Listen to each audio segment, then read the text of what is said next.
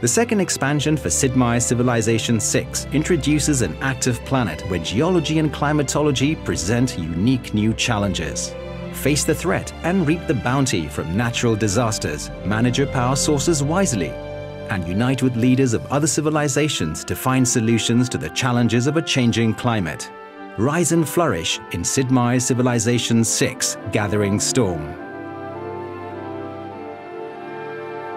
There's no escaping the power of nature as it shapes your world and affects your people's fortunes.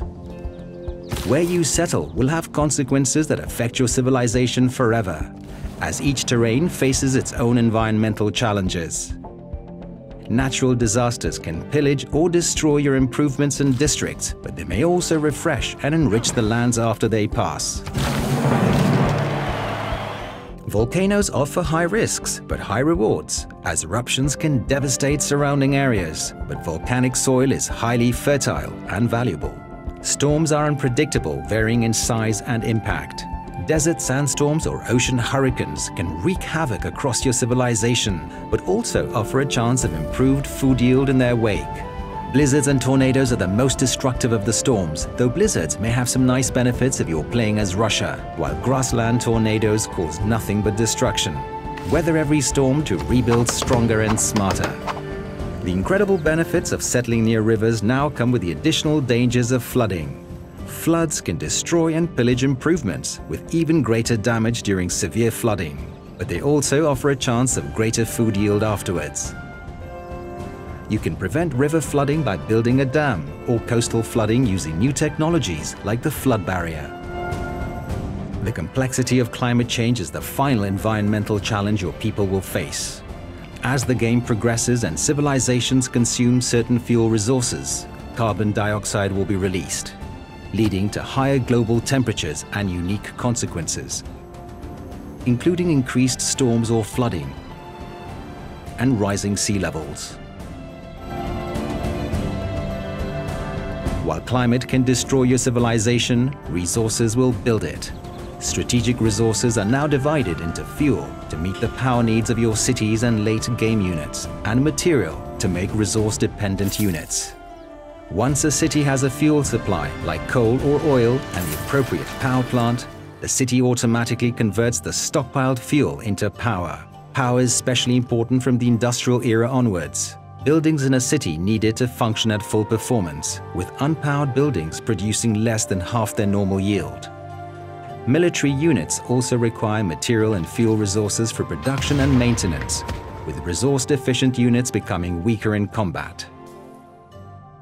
But be aware, your management of fuel will directly affect the world's temperature and the climate consequences your people will face. Alternatively, you may build green energy sources later in the game, such as hydroelectric dams and wind farms. Nuclear power plants can also provide cities with green power, adding only light carbon emissions, but the chances of a nuclear accident will increase as the power plant ages. Depending on the severity of the accident, the surrounding area will be subject to fallout, just as if a nuclear weapon had detonated. You can protect from this by performing maintenance on the nuclear power plant as a project.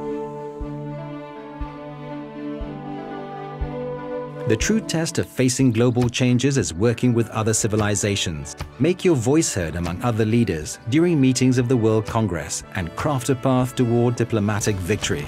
Earn diplomatic favor through alliances, influencing city-states, competing in world games, participating in peace accords, and more.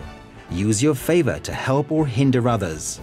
Extract promises from leaders, increase the weight of your votes, or propose resolutions that will affect all civilizations.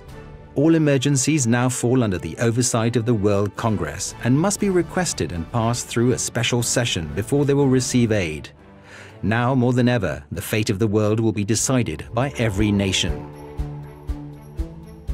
The new future era is an uncertain time with a potential for wild discoveries. In each new game, the technology and civics trees for this era are randomized, revealing different costs and prerequisite paths as the game progresses. Players will need to choose their research projects wisely to uncover these futuristic marvels. Combat adverse environmental effects with speculative ideas, such as relocating your population out to seasteads.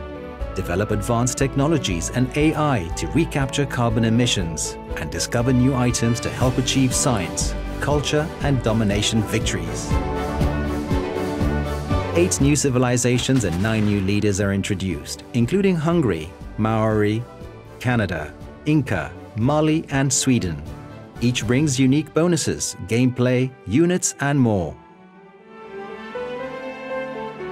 The world is larger than ever with new world wonders, natural wonders, and units, including the GDR and Rock Band. Bend the map to your will with new improvements like railroads, mountain tunnels, and the Canal District. And survive the greatest disasters in history in the new scenarios the Black Death and War Machine. In Sid Meier's Civilization 6 Gathering Storm, the world is more interconnected and complex. You must contend with the power of nature, planning for disasters and rebuilding after them, all while navigating diplomatic relations with the rest of the planet.